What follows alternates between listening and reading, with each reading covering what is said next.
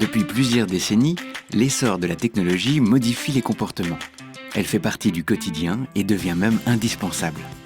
Dans le monde des déficients visuels, elle représente un espoir d'autonomie. Mais elle peut être aussi une source supplémentaire de difficultés. Parmi toutes les offres que propose le marché, il n'est pas toujours facile de s'y retrouver. Certains appareils sont spécialement conçus pour les handicaps visuels. D'autres sont grand public, mais dotés d'options qui les rendent accessibles. Voici un tour d'horizon des technologies les plus en vogue. Les technologies au service de l'autonomie.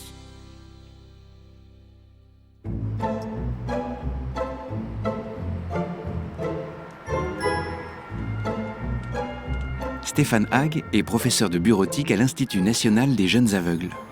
Non-voyant, il enseigne à ses élèves l'utilisation d'un ordinateur et des logiciels de base.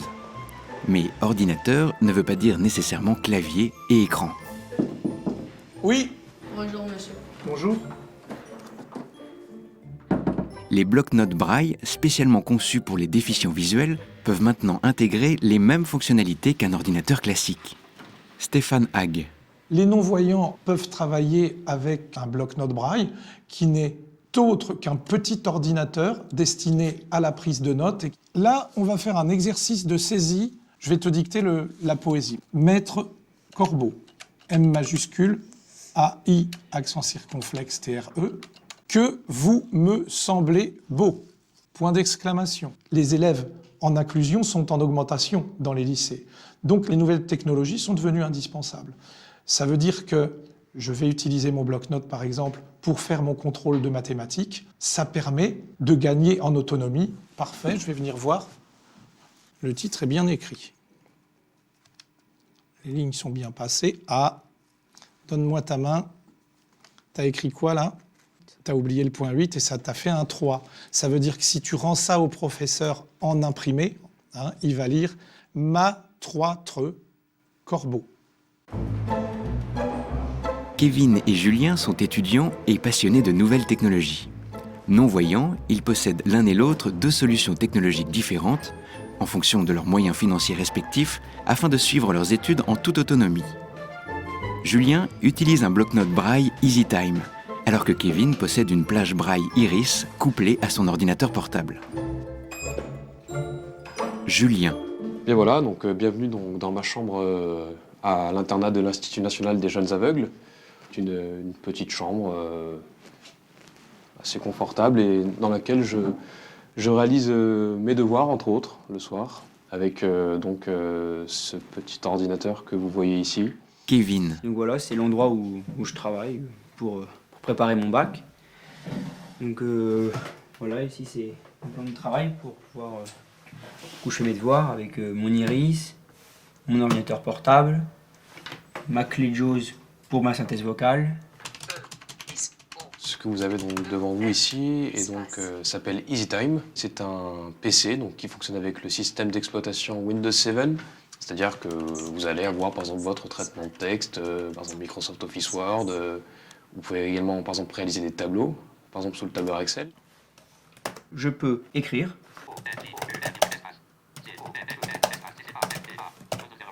Voilà. Ici, j'ai « Bonjour, comment ça va ?» Où je peux également écrire à partir de mon bloc-notes. Bonjour, comment ça va ?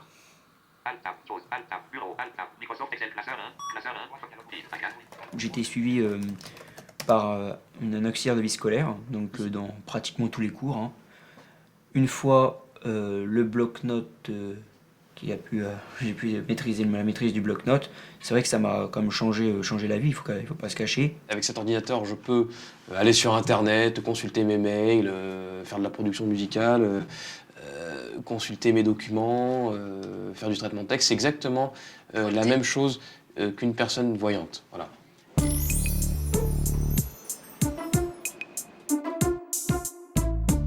À l'AVH, l'association Valentin Huy, c'est en partie grâce à l'essor des nouvelles technologies que Céline Boeuf a pu devenir adjointe au responsable de la médiathèque. Au-delà des téléagrandisseurs, des loupes électroniques et des machines à lire, dont la technologie évolue, il existe un appareil devenu aujourd'hui incontournable, le lecteur de livres audio Daisy.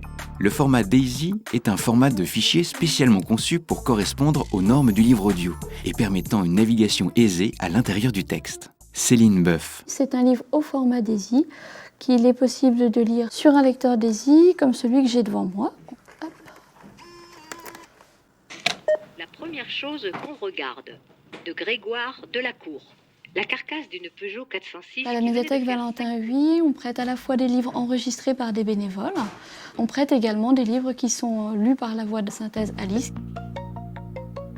Beaucoup d'appareils grand public, dont les tablettes numériques, bénéficient aujourd'hui d'une couche d'accessibilité comme des agrandisseurs, des changements de couleur ou une reconnaissance optique de caractère, dit OCR. Le nombre de ressources à lire impacte considérablement le quotidien des déficients visuels, d'où l'importance d'améliorer le rendu des voix de synthèse. Jean-Pierre Carpanini. Au CERTAM, je suis chargé plus particulièrement du test et de l'évaluation des produits pour les personnes malvoyantes, donc tout ce qui est produits technologiques. Sur les synthèses vocales, on a eu une évolution constante depuis des années, et on a aujourd'hui des synthèses vocales qu'on appelle des voix de synthèse qualitatives. Ce sont les mêmes qui sont utilisées lorsqu'on tombe sur des serveurs vocaux. Mots, débit vocal, 21%, 26%. En réglant le débit vocal, on peut avoir une meilleure compréhension de la lecture. Bien évidemment, c'est une synthèse vocale, donc ça demande un petit peu d'habitude, mais les synthèses vocales sont maintenant de très très bonne qualité, donc on n'a pas de problème de compréhension. Et là, le but, c'était de montrer conjointement un agrandissement du texte dans la lecture d'un ouvrage, qu'on pouvait avoir un suivi vocal. Donc en gros, une synchronisation de la lecture du texte avec son défilement à l'écran. Alors pourquoi tant d'embarras face à un mais qu'en fauteuil roulant ou face à une aveugle? On a une analyse en fait des phrases, une analyse syntaxique qui fait que les ponctuations sont marquées. Vous allez avoir une pause pour la virgule, une pause plus importante pour un point, une forme interrogative lorsque la phrase se termine par un point d'interrogation. On a quand même une compréhension très très bonne du texte et de la couleur en fait du texte. Le château de Monseigneur le Baron était le plus beau des châteaux et Madame la meilleure des baronnes possibles. Il est démontré, disent-ils, que les choses ne peuvent être autrement, car tout étant fait pour une fin. La médiathèque de l'association distribue depuis peu des livres en voie de synthèse, et des personnes qui n'étaient pas du tout familiarisées avec des voix de synthèse ont adopté en fait ce type d'ouvrage sans aucune difficulté. Le précepteur Pangloss était l'oracle de la maison et le petit Candide écoutait ses leçons. Donc il y a une ignorance en fait de l'existence de ces technologies, et les personnes, pour l'essentiel, les personnes malvoyantes sont sous-informées et souvent sous-équipées. L'accès à Internet pour les déficients visuels peut constituer un vrai défi. Le site EOL, qui met à disposition des livres adaptés en téléchargement, a été entièrement conçu autour de la notion d'accessibilité. Et ça commence par une interface au visuel très simple. Laurette Usan, bibliothécaire. C'est un site qui est aménagé pour les personnes en situation de basse vision. Par exemple, tous les contrastes ont été travaillés. La personne peut changer ses contrastes. Ainsi, elle peut repasser en texte jaune sur bleu. Elle peut repasser en contraste inversé. Elle peut également faire varier la taille des caractères. Toute information visuelle doit pouvoir être perçue autrement que visuellement. Par exemple, toute image est décrite. Avec très peu d'opérations, vous pouvez utiliser la totalité du site. L'objectif, c'est d'ouvrir l'accès à ce site, y compris à des personnes peu technophiles, qui ont des difficultés d'usage de leur ordinateur. En matière de nouvelles technologies, le produit phare, c'est le smartphone. Le smartphone m'a changé la vie. Je dis toujours, j'ai la vie dans ma poche parce que j'ai tellement d'applications là-dessus qui couvrent des domaines tellement variés que je peux faire n'importe quoi. Alors oui, le smartphone m'a changé la vie, clairement. Pour les déficients visuels, il existe deux solutions. La première, c'est le téléphone Android, sur lequel vient s'ajouter une couche d'accessibilité, comme le Tellurion que nous présente Alexandre Buob, adjoint du responsable de la boutique de l'AVH. Tellurion a développé une application pour les personnes déficientes visuelles sur la base d'un téléphone Samsung Galaxy, aussi bien pour les personnes non-voyantes, le Tellurion Vox, que les personnes malvoyantes, le Tellurion Zoom. Le Tellurion Vox, c'est un téléphone Samsung sur lequel est positionnée une coque en silicone qui est une sorte de guide-doigt. Pour les personnes malvoyantes, on va avoir un écran un peu plus grand. On va pouvoir agrandir assez fortement la taille des caractères. Également, on peut se mettre en mode portrait. On va pouvoir changer la couleur en fonction de la sensibilité de chacun. Et on va même pouvoir activer la voix si on le veut pour avoir le retour vocal.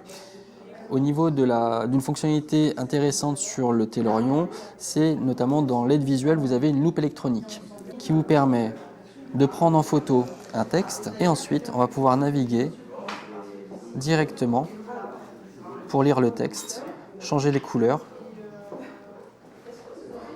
et même lancer l'OCR par la suite pour que l'appareil nous lise le contenu de la photo. Et enfin, on a l'application éclairage qui nous permet de savoir si on a laissé la lumière allumée ou éteinte. Allumé. Allumé. Allumé. Éteint.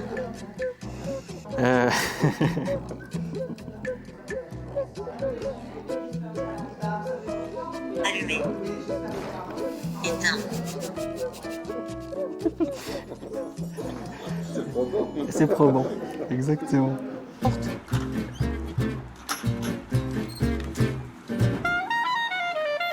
Marie-Renée Hector, présidente du GI2A, groupement des intellectuels aveugles ou amblyopes, est une fervente utilisatrice du Tellurion. Marie-Renée Hector. Tiens, je vais envoyer un SMS à qui? Je t'appelle ce soir. Comme je suis quelqu'un qui aime beaucoup envoyer des textos, des SMS, j'ai besoin de pouvoir utiliser un clavier rapidement. Je n'aime pas dicter mes SMS. Il m'a suffi d'1 heure pour apprendre à savoir me servir du Tellurion. Ça peut être plus ou moins rapide suivant les personnes. Ok, mais si possible, après 21h, bisous. Ok. Ok, mais si possible, après 21h, bisous. Voilà la réponse. La deuxième solution, c'est le téléphone nativement accessible, comme l'iPhone. Les applications et les fonctions sont nommées par la synthèse vocale intégrée et une gestuelle spécifique permet de naviguer sur l'écran dont l'ergonomie est simplifiée. Quand on y pense, on se dit mais c'est complètement débile, parce que un aveugle, il a besoin quand même de toucher, il a besoin de sentir quelque chose sous les doigts. Et là en fait, concrètement, on ne sent rien. Dossier actualité. 20 AP. J'utilise depuis un petit peu de temps maintenant un iPhone, puisque le propre du smartphone, c'est de contenir des petites applications dédiées à une ou plusieurs tâches. Là, j'ai plusieurs petits logiciels, dont Ariane le GPS, mais c'est pas lui qui m'intéresse, c'est Around Me, donc je balaye vers la droite. Around Me, il dit pas Around Me, et je vais double taper. J'ai les banques, j'ai les bars, ça peut servir, les cafés. Cinéma. Favori. Restaurant. Et moi, c'est les restaurants qui m'intéressent. Donc, je vais double taper sur restaurant pour voir un petit peu ce qu'il y a alentour. Restaurant. À 143 mètres, il me dit que le messager, il y est. Par définition, le smartphone est un environnement tactile et il y a une gestuelle à apprendre. Ça ne se fait pas du jour au lendemain, mais ça se fait tranquillement. On compte en moyenne soit 50 heures ou 6 mois pour posséder pleinement un smartphone. Je vais chercher les salles. Une connexion à Internet est requise. Une connexion à Internet. Bouton. Découvrez le top 5 des rockstars qu'on attend. Close. Bouton. Découvre. Bouton. Une connexion. Il me dit une connexion Internet est requise. Alors, pour mettre à jour les données. là, c'est pas pour le coup un problème d'accessibilité, c'est un problème de connexion Internet. Donc, Éteindre réseau free. 4G. pourtant, je suis en 4G. Bon, ça me prend le chou, cette histoire. Une connexion à Internet est Et requise. je suis connecté à Internet, banane. Bon, laissez tomber, il veut pas se connecter à Internet. Donc, Introuvable. Parmi les nombreuses nouvelles fonctions qu'offrent les smartphones, la plus révolutionnaire pour les déficients visuels est incontestablement le GPS. Menu GPS. Saisir destination uniquement. Saisir destination uniquement. Bouton valider destination. Avenue Parmentier-Paris. Je valide. Attente. Attente de signal pour déterminer localisation. Attente de signal pour déterminer localisation. Bon, te fais pas prier surtout. Hein. Attente de signal pour déterminer localisation. Ce que je ferais là, en attendant qu'il détecte, moi, c'est sortir. Attente de signal pour déterminer localisation. Une fois que je vais sortir, il va détecter. Hein. Là, c'est parce qu'on est à l'intérieur. Attends, Mishka, je referme la porte. Attente de signal pour déterminer localisation. À prendre la direction sud sur Courbeval vers boulevard de la Villette, 30 mètres, 2 sur 8. Vers boulevard de la Villette, donc c'est là. 44 boulevard de la Villette, 75 019 Paris, précision 5 mètres. 23 rue du Buisson Saint-Louis, 75 010 Paris, précision 10 mètres. 14 passage du Buisson Saint-Louis, 75 010 Paris, précision 10 mètres. Avant, j'avais un gros bouquin qui était un plan des rues, enfin une liste des rues en braille. C'était très compliqué. Donc, les 3/4 du temps, ce que je faisais, c'est que je me faisais décrire l'itinéraire. Je me renseignais pour savoir quelle était la station de bus ou la station de métro à laquelle je devais descendre pour en être le plus près possible. Et puis, une fois que je sortais du métro, je demandais aux passants, je demandais dans les commerces, enfin, il fallait se débrouiller. Ça a changé beaucoup de choses. Ça diminue l'angoisse. Si vous vous perdez, vous savez au moins dans quelle rue vous êtes. 182 rue Saint-Maur, 75 010 Paris, précision 5 mètres.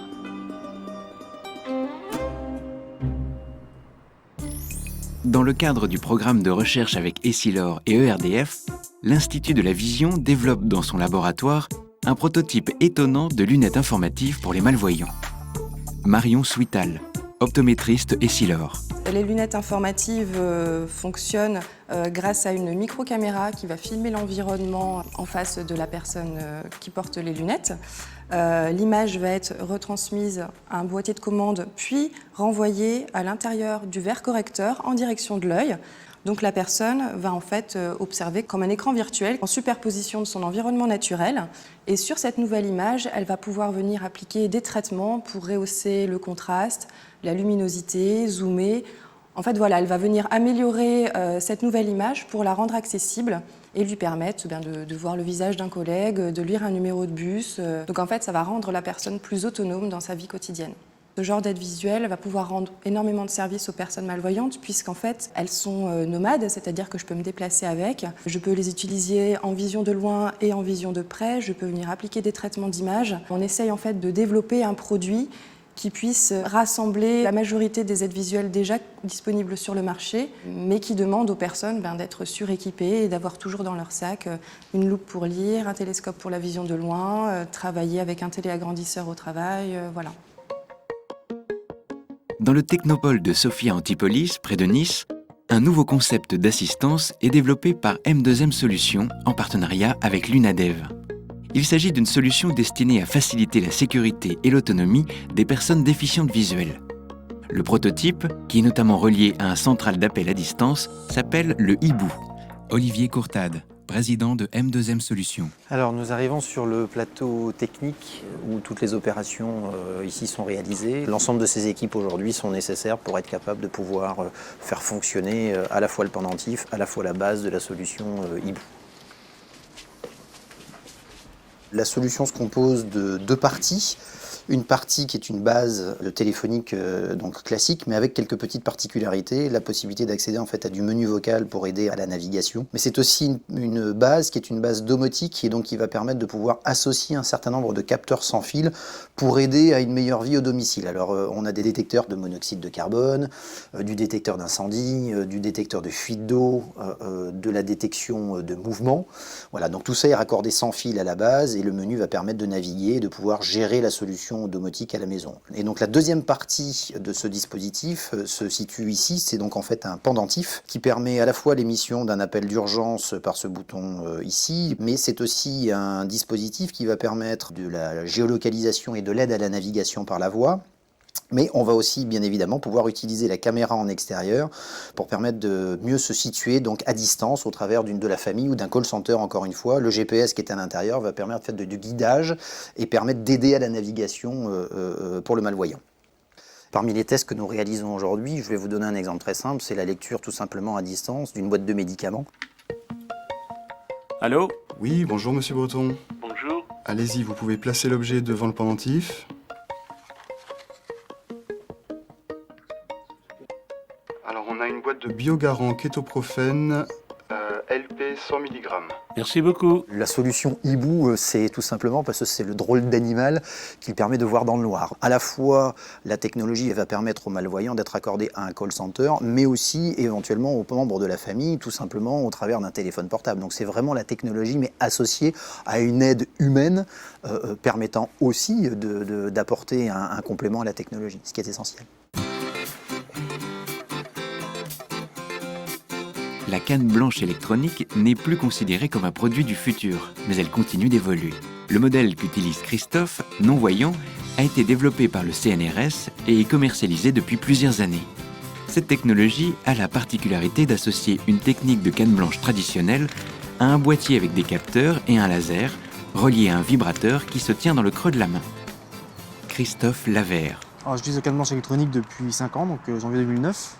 La particularité, c'est de détecter les obstacles à l'avance. Donc ça détecte à une portée de 6 mètres maximum, ou 15 mètres si on met un réglage spécifique pour les zones encombrées. Il y a 3 vibrations différentes. Il y a une vibration lisse. Donc l'obstacle est assez loin, donc on a le temps de voir venir. Une vibration granuleuse, c'est que l'obstacle est imminent et qu'il faut vraiment l'éviter. Et il y a une vibration granuleuse mais plus espacée, c'est un obstacle en hauteur. Alors la canne blanche électronique ne remplace pas la canne blanche classique dans la mesure où l'appareil est greffé sur une canne blanche classique. L'embout de la canne détecte les obstacles à moins d'1,20 m. Donc tout ce qui est sous le genou, l'appareil ne le détecte pas.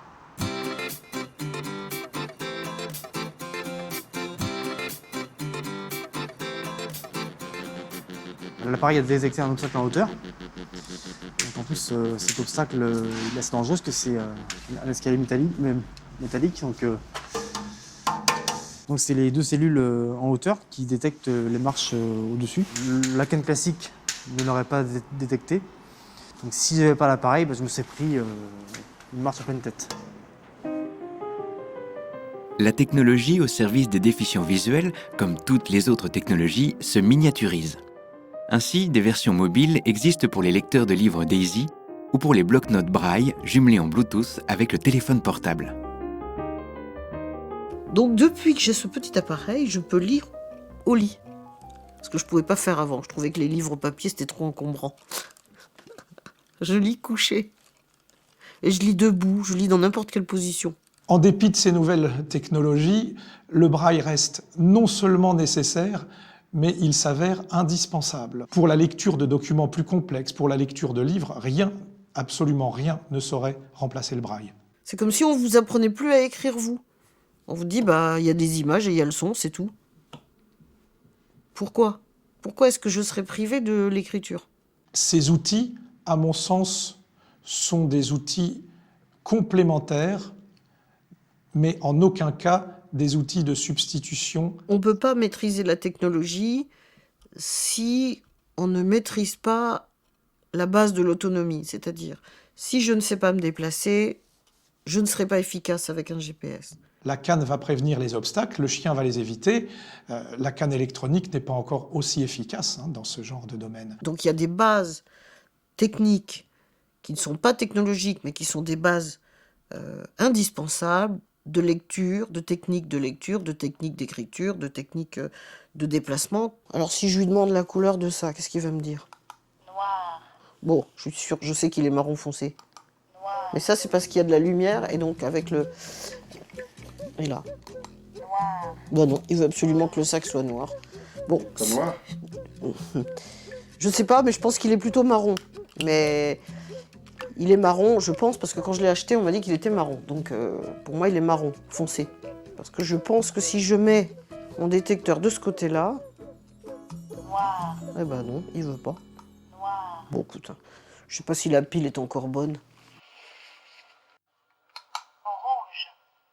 Cette émission vous a été proposée par Bleu Cristal Média et France Télévisions. Pour de plus amples informations, vous pouvez contacter l'Union nationale des aveugles et déficients visuels 0811 703 300 www.unadev.com. Pour retrouver toutes ces informations ainsi que d'autres, le site internet de France 5 est à votre disposition. www.france5.fr/à vous de voir avec des tirets. Ou écrivez-nous à vous de voir, France Télévisions, pôle France 5, 10-12 rue Horace Vernet, 92 130, ici les Moulineaux, CEDEX 9. Auteur, réalisateur et images, Xavier de Lausanne. Producteur délégué, Emmanuel Schlonberger, avec le soutien du Centre national du cinéma et de l'image animée et de l'UNADEV, avec la participation de France Télévisions. Presse, Valérie Blanchet. Production, Valérie Verdier-Ferré, Bernadette de la Rosa. Unité documentaire, Caroline Béard, Carole Whitcroft, Hervé Guérin.